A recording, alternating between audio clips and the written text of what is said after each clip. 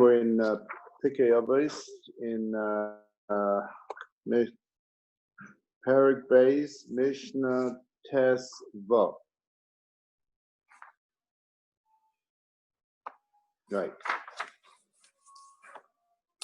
We're talking about the Talmidim of Yochanan and Zakkai. The Talmidim of Yochanan and Zakkai, we said all their wonderful traits, and now he initially asked them what they thought was a very good trait to have. And they each gave their idea of what would be the best way to behave. And then they themselves, each one of them said three things that they found very important. So the Mishneh says, Heim Amru Shloish Devarim. Those 5 Talmidim of Rabbi Yochanan and Zakkai, each one said 3 things on their own that they felt was very important to way to direct your life. One of the, so the first one, of course, is Rabbi Eliezer ben Hokenis. And Rabbi Eliezer ben Hokenis says like this. He says the Mishnah. Teimam Shloish Devarim. Rabbi Eliezer Oina, Yehi Chavayit Chavercha Chaviv Alecha Kishalach. The kavod, the honor of your friend should be important to you, should be dear to you, as if it would be your own honor that's being affected. In other words, as Rabbi Kiva would say, "V'ahavta l'reacha kamocha." This is another form of something like that. He said, "Yehi chavayit chavercha chaviv alecha kishalach." Now, actually, if we think about it, Rabbi Yochanan ben Zakkai was a Talmud of Rabbi Akiva. And his 5 top Talmidim, the first thing he says is actually something that Rabbi Akiva says. Your honor should be as dear to you as if it would be yours.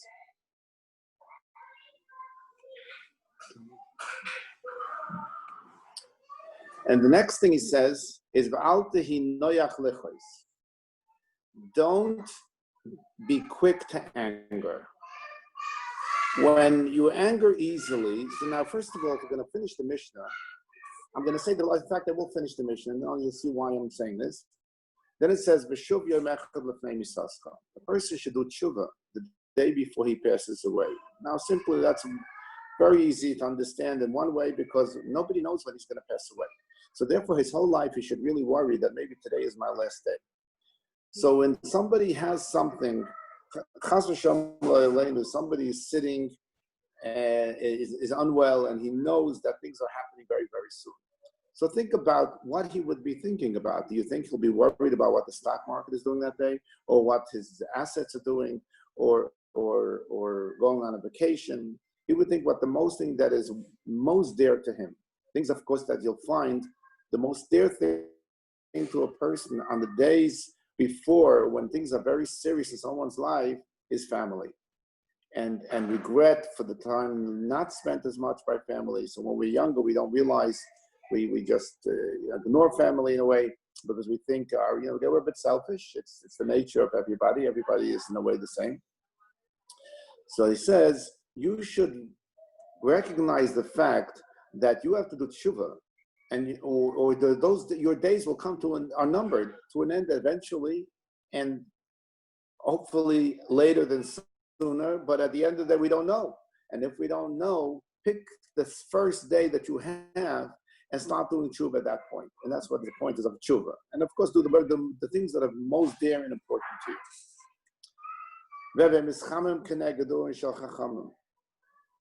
The next thing he says is you should constantly stay warm. It's an expression actually. You should warm yourself with the fire, the warmth of the chachamim, of your rabbis, and of the sages of the day. And that is meaning, of course, that you have Sfarim, he writes, as your rabbi will write a sefer, or he'll give a drasha. But if you don't connect yourself and be constantly there, as we said many, many times, it's very important to stay around, to be around Chacham, because you learn from them. But it's not that you learn with them. You see how diligent a Chacham is. You see how devoted he is, Kaidim Kol to the Torah and to his Talmidim, and it'll give you a sense of warmth. And you're going to want to be close to them. The people who are successful in Kiruv are the ones that are successfully, the ones that are most comfortable with people and making them comfortable, making their covet, like he said, started out, his covet should be like your covet. Make sure that you, even though somebody doesn't know something, he's there to learn, and you, by your warmth and by your teaching and by your examples, you're going to be making somebody much closer to the Torah. And that's what he said. Then he finishes, be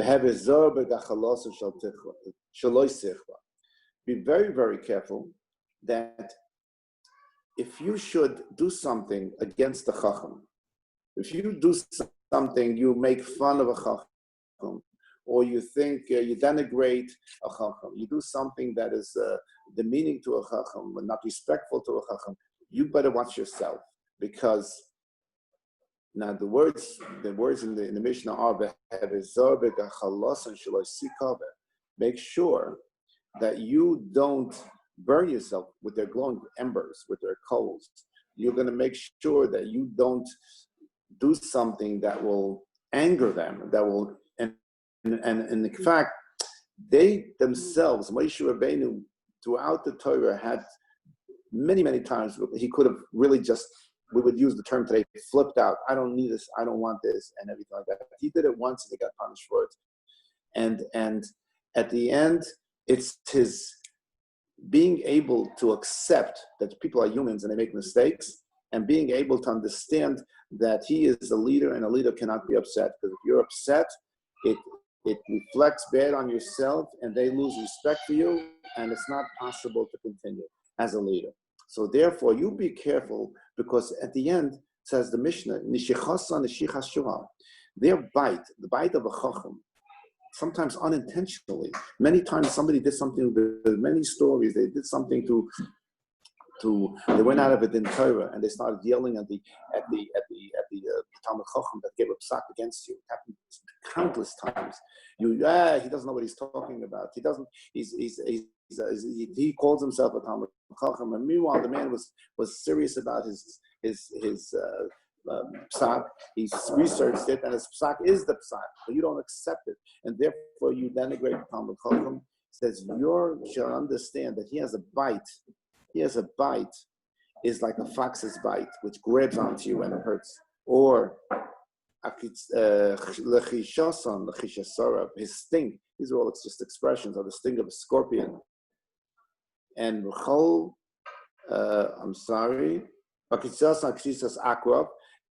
his sting is like a scorpion, and and his hiss. How does a snake do? It doesn't speak. So the chashasam is usually very useful word for speaking. His speaking is a hiss. You be careful about his hiss, because his hiss, so to speak, of a serpent is very dangerous. When you see a cobra is already standing up and looking at you and hissing, well, technically you're not supposed to run. You're supposed to stand still. And all of their, whatever they say out of their mouths is something like fiery coals. So you have to be very, very careful. These are all expressions of just warning us.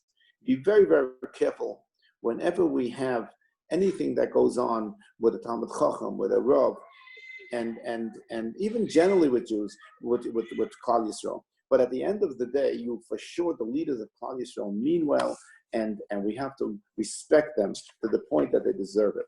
So therefore, we have to be careful how we treat them, how we speak to them, and how we talk about them to somebody else.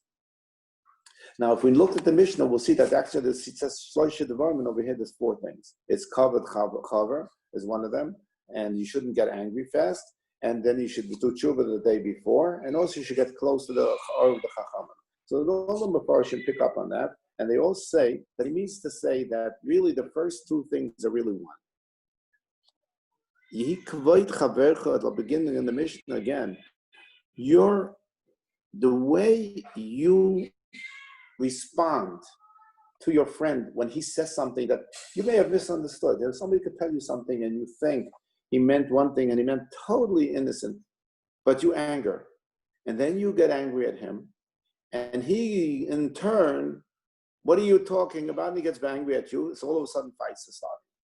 And this is actually the time to speak about it a little bit, because this is the reason why the Chorban of Bayis Sheni, and we are in the 3 weeks now, getting closer to the 9 days, the Chorban of the Bayis Sheni happened because of Machlokes. Now we all know the famous story. There's a famous story of Kamsa Bar Kamsa, and maybe we'll go into it a little bit later, more in detail. But at the end, what happened was there was a I'll say it in short, Kamsa, there was a man named Kamsa, and there was another man called, and somebody else named Bar Kamsa. And this person was making a wedding. This wealthy person was making a wedding. And he told his servant to go call Bar Kamsa. And he went and he called Kamsa. He didn't realize that he was an enemy of Kamsa. And when the man who made the simcha walks in and sees Kamsa sitting there, I'm sorry, Bar Kamsa. He saw Bar Kamsa sitting there. He got very upset. And he says, "What are you doing here? I didn't invite you." And Bar Kamsa, meanwhile, is a wealthy person with a stature in the city of Yerushalayim. And he says, "I did." "Well, I don't really. You did. Somebody came to me and invited me." He said, "I was surprised." So he says, "I don't want you here. Please leave right now." And this was in front of a whole crowd. And there were chachamim there, and there were gedolim there, and nobody stood up to say anything. And the covered of this person, of Bar Kamsa, was obviously very embarrassed. Now, this Bar Kamsa was a very wealthy person, so he told the man, he said, "Listen, I'm willing to pay for half of this wedding. Just let me stay." So he says, "I don't care. I don't need your money. I want you to leave." He says, "I'm willing to pay for the whole wedding. Let me stay." And this was so that he shouldn't be embarrassed. The man stands up and walks up in front of everybody after he gets yelled at. And still, he didn't let him stay. He left him. And because of that, the whole Chorban, he went already, he did things, went to the Romans, he was not this Bar Kamsa. So in essence, Reb Shomesh Vadron asks, "What do you mean?" So this man was really rotten to the core. If he could have really caused a Chorban based on Mikdash, because of an embarrassment, and punish all of Klal Yisrael because of this one Jew, he says he didn't have a feeling of the Kedusha of Yerushalayim and the Klal Yisrael. He said, so he deserves it. Why? Who wants a person like that at a wedding? Says Rav Shomesh Vadron, this goes to show that you, no matter what, even if you're upset at somebody, you as far as the Baal Simcha should have known and been careful not to embarrass this person. On the other hand, Bar Kamsa, he's going to get punished for what he did. Obviously, he's being punished, unfortunately, for what he has done. But the whole thing was caused because he was noyach lechos. The guy got up there and he saw the man over the middle of your own simcha. You're disturbing your own simcha when something like this goes on, and you don't really. So you turn around and you walk away. You walk away. You take it a little bit. And later you'll handle it later. You'll figure out what happened. Something may have gone wrong because Bar Kamsa, as far as coming, was totally innocent. He didn't handle it right, and he didn't handle it right. It's all happened because of strife, and that's how the Beis Mikdash got hard. And parenthetically, people ask, the Medrash asks, it says because of Kamsa and Bar Kamsa, the Beis Mikdash was hard. So somebody asks, what do you mean? What do you mean Kamsa? Kamsa wasn't even there. What do you mean because of Kamsa and Bar Kamsa? Why was the Beis Mikdash hard? Because of Kamsa. Kamsa wasn't even at the show. It wasn't even at the wedding. And why is he even mentioned here? They should have said because of Bar Kamsa. The Beis Mikdash says I don't remember where I saw it. It says Bar Kamsa was the son of Kamsa. There was Kamsa and Bar Kamsa. He was the son of Kamsa. And Bar Kamsa, if he behaved after something like this to the point that he did not care of all of Klal Yisrael and the Beis Mikdash and the Kedusha of the Bnei Shloim, it must have been a source of the father. The father of Kamsa must have been rotten to the core as well. So that's what he's saying. Kamsa and Bar Kamsa, he taught to have such a son like Bar Kamsa, must have been as the same way that he had something rotten about him that people didn't know, and that's why the Beis Mikdash was hard. Now the Gemara says in I think Eruvin that Amar Rav Ada bar Ahava, somebody called Rav Ada, the son of Ahava, says like this, that when somebody gets angry, the more somebody really is angry all the time, what he is doing is he's shortening his life. And we know it's fact. People who are angry about gets up, goes higher, and you actually are damaging your health with doing that. So we see that anger in itself is something you have to fight. Now, anger is in a way it's a teva. It's something that people could be almost born with that. People say Esau was red when he was born because he was already angry from birth on. It's something, but you have to fight it and channel it into something else. And I was just thinking the other day that it says Omer Rav Ada, his name was Ada bar Ahava. See, the normal taich is that he's the son of somebody called Ahava, but no, this Rav Ada was a bar Ahava. He was like a person that was always had Ahava. So he was the one that was able to say, also you should be very careful not to anger yourself. Now I'm going to tell you a story that happened in Lublin. People in the Gemara, in the back of the Gemara, there's a couple of doilim that are printed in every single Gemara. One of them is called the Maharsha. They all lived in the 1500s. And there's stories about the Maharshak. I'm going to maybe there's one other time decide. There's countless stories, that amazing stories of Mamish Nissen, that he was in an earthquake and his whole house fell on him. And I will get into it another time. And he was a rav in a place called Astraha, which is a very big city. And Lublin was a smaller city, but there was chashuva people in Lublin as well. And in Lublin there were two yeshivas. One of them was the yeshiva from the Maharam, and the other one was from what they call the Maharshal. These are all the Maharam. These are the names of mayor. They shorten the name. The other one was the Marshal. Now the Marshal was not alive at the moment at that time of the story. So, but his son-in-law was the Rosh Yeshiva. His name was actually Auerbach, Avram Auerbach. And what happened was the style in the Gemara, whenever they learn in the Gemara, people have different styles. You mentioned that many times. Some people are into pilpul, and they go back and forth in how to express what the Gemara is trying to say with very, very detailed. While the Marshal's yeshiva is very concise. They didn't go as deep in a pilpul in the Gemara as the Maram. What happened was, there was an argument between these two yeshivas. It wasn't between the Rosh Yeshivas. The argument was on a pshat, on a toisvis. This goes to show how much you can delve in a toisvis that is explaining the Gemara, which is explaining the Mishnah. And if you don't understand the toisvis, it's very, very difficult to understand going all the way back to the Mishnah. So this is a toisvis. And toisvis was written by Baalei toisvis, not by one person. Toisvis is on the side of the Gemara. One side is Rashi. And right after Rashi after Rashi's time, there were the Baalei Tosfos, which were the Gedolim that explained and asked questions on Rashi, explained about the Gemara. And each one had a problem with this particular Tosfos. Now, the Maharam's yeshiva went and they started to answer how the Tosfos is answered in a pilpul. Long pilpul. It was a beautiful pilpul. Meanwhile, the Marshal's yeshiva, which was very concise, went through the Tosfos a number of times, and they said, if you add the letter Vav in this Tosfos in a particular area, the whole question is not a question anymore. Because sometimes the Vav is like a Vav Mechuber. If you add something, it connects the back and the forward and backward. So somehow, now it makes sense.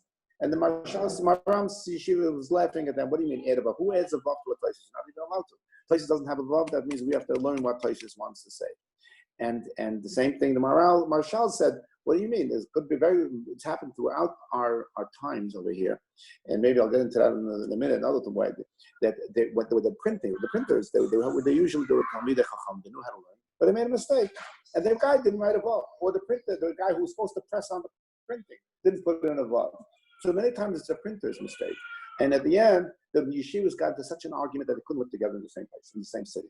So they said, we're going to ask a Rav to see the pshat on this Tosfos, and whoever wins, the other one yeshiva has to close down, and the Rosh Yeshiva has to leave town.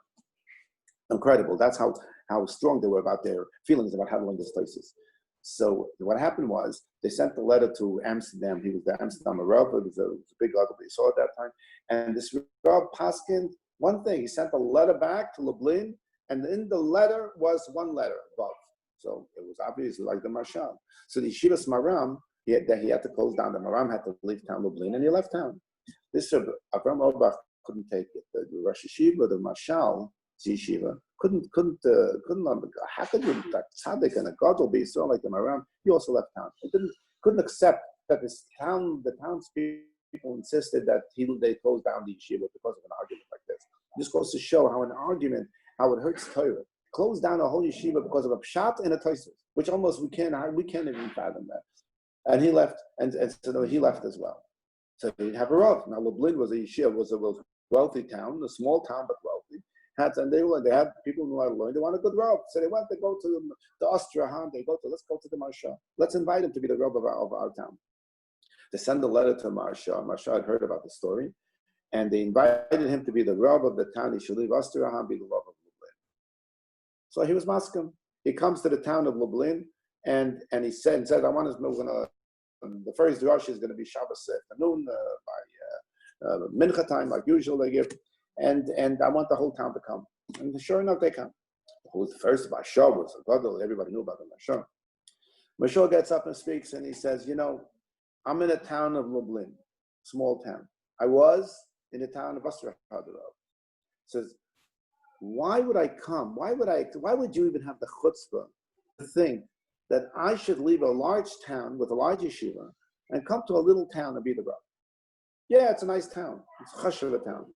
But Astrahan, everybody knew Astrahan with the Doilim and yeshivas and everything. And I'm the rav of Astrahan. Why would you have the chutzpah to send an invitation? Now, the second question I have is this. Why did I accept it? So he says like this. He says, I heard about the machlokes. Machlokes is what caused the churban of the Beis Hamikdash. Lublin is a beautiful town. The whole machlokes was about Torah, but it was mishandled. The Rosh Yeshivas should have been consulted before you made such a deal. Rosh Yeshivas were not consulted.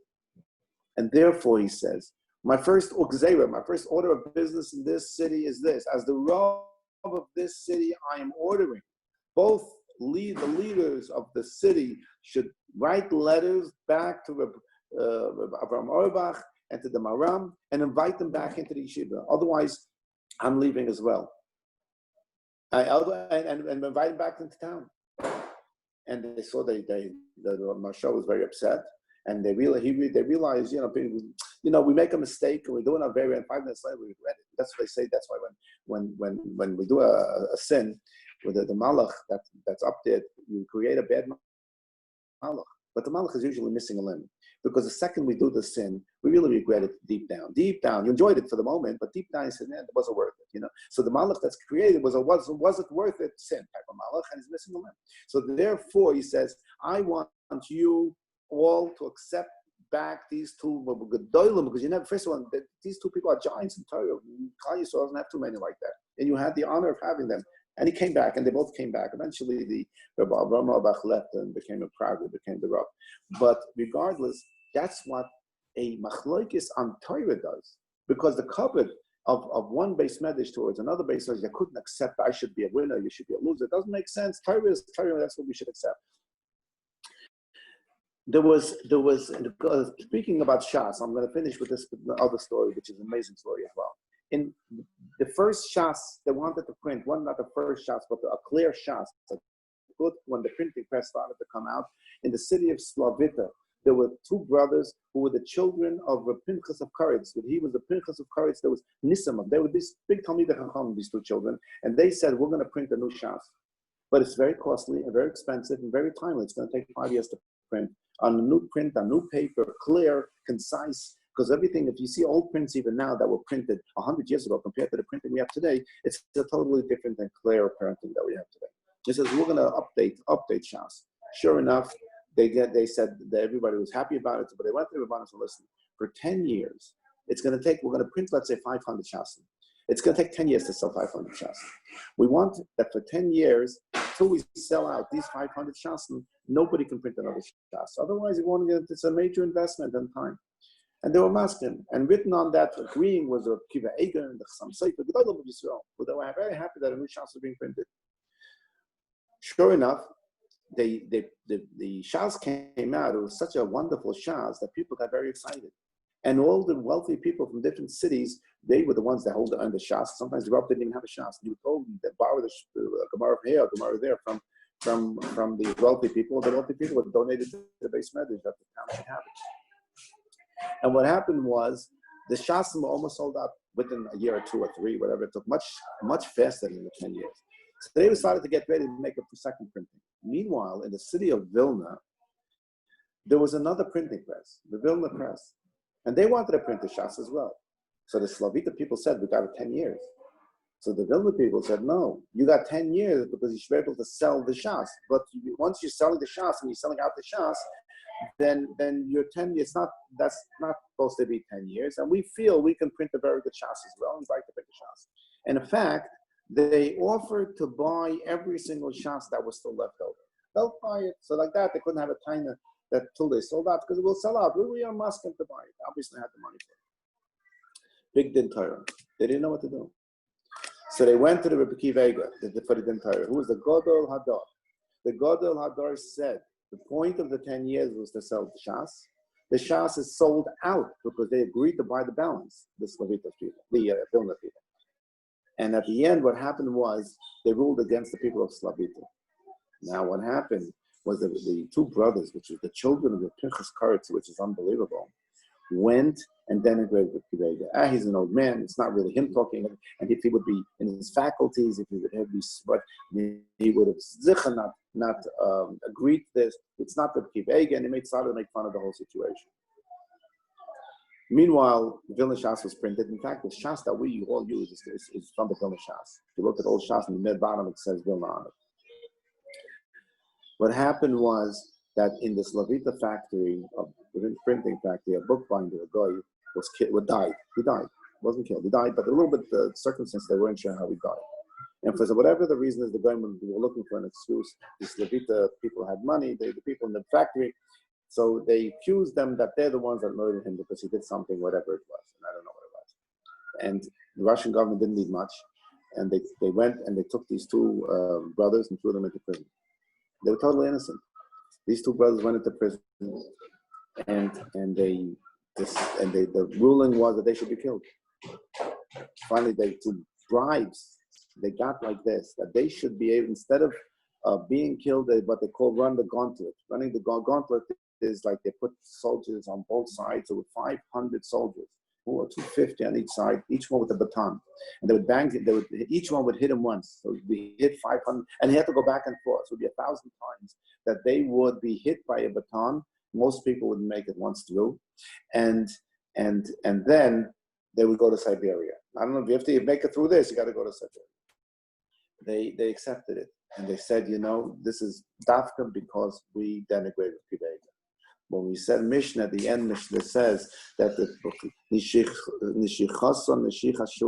when you speak, be careful. Be careful when you speak against the Gogol B'Torah. You should not get burnt because they got burnt very seriously. What happened was they made it through. In fact, one of them, in the middle, he was running and his yarmulke fell off and his hands were tied behind his back and he refused to move and he kept getting hit and hit and hit in the same place. So one of these Yimach Shemainik picked up his yarmulke because he actually felt bad for him that he knew that he's not going to move and this was ridiculous and he should sit there and just get hit till he dies. So they also like the fact that he's running through and getting hit by the other ones. Let him come to us. Let him come to us. So he picked up the yarmulke and they put it on him and he finished through. He actually got blind on one eye from this because one of the batons hit him in the eye. They suffered their whole lives because the neshicha of the bite of a fox or the hiss of a snake and a ketzosan from an aqua, from a scorpion, the sting is the Rebbe Bonim, even though they didn't need a Pirkei, it did not bother him personally. It bothered the cover that Torah. And this is how we have to be careful. We have to, when it comes in the 3 weeks getting close to the 9 days, we have to be very careful on the cover that we are, very careful on your friends. Even when you say something, be concise so that it shouldn't misconstrue things that you said. So we shouldn't get into arguments. And of course, we have to make sure that we don't denigrate Chas v'Shalom any other, even our friends. But we should be very careful. In the Torah, we should see nachas, simchas, and gesund. And we'll continue tomorrow and on Tuesday. Thank you very much. Have a good night. A good day.